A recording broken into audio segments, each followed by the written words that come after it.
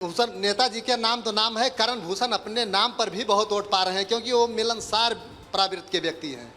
कोई कहीं अगर उनको दुख सुख में याद किया तुरंत पहुंचते हैं, कोई निमंत्रण दिया पहुंचेंगे, किसी को सुन पाए कि उनको तकलीफ है, कोई दुख है तो तुरंत पहुंचेंगे, सबकी सुनते हैं, सबकी मदद करते हैं।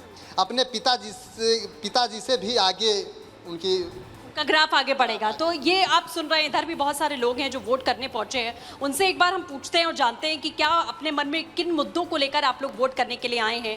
नेताजी का ये पूरा गढ़ रहा है, कुछ कहना चाहेंगे?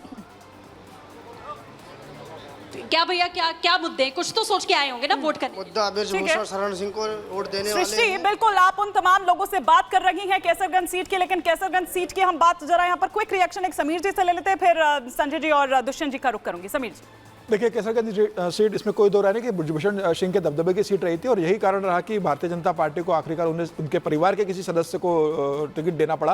हालांकि पार्टी चाहती थी कि उनके जो बड़े बेटे जो वहां से विधायक भी है भारतीय जनता पार्टी के, उन्हें लोकसभा का टिकट देना चाहते थे, लेकिन ब्रजभूषण सिंह के माफी के साथ आपको रोक रही हूँ, तस्वीरें जरा लखनऊ से आ रही हैं, पहले दर्शकों को वो तस्वीरें दिखा दे। राजनाथ सिंह, देखिए तस्वीरों में आप देख पा रहे हैं राजनाथ सिंह, क्योंकि कई दिग्गजों की किस्मत आज ईवीएम में कैद हो रही है, उनमें से एक राजनाथ सिंह भी हैं। लखनऊ से चुनाव लड़ रहे हैं और वोट देने पहुंचे हैं। ये सीधी तस्वीरें लखनऊ से हम आपको दिखा रहे हैं।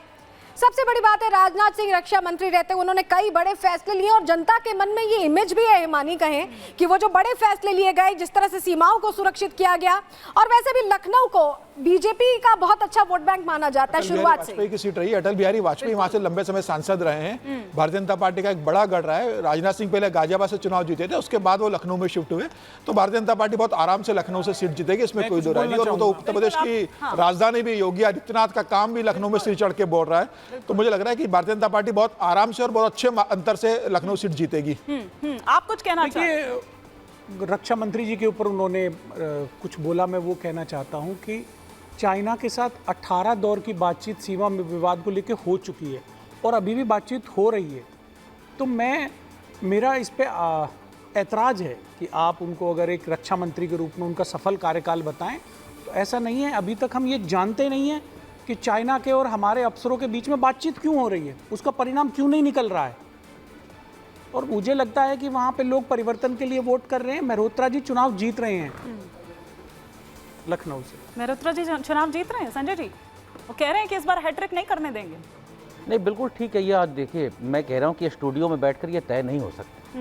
ये तय करना जनता के हाथ पर अभी उन्होंने कहा ना, मजबूत गढ़ है, ये तो गढ़ है बीजेपी का, ये तो हाँ, ये देखा गया है। पीछे राजनाथ सिंह जी 2 बार जीत चुके हैं, अटल जी का सीट रहा है, बिल्कुल ठीक है। लेकिन उसके पहले यदि देखें तो कांग्रेस भी जीती है, समाजवादी पार्टी वहाँ पे जीती। तो आपको लग रहा है समय बदल रहा है?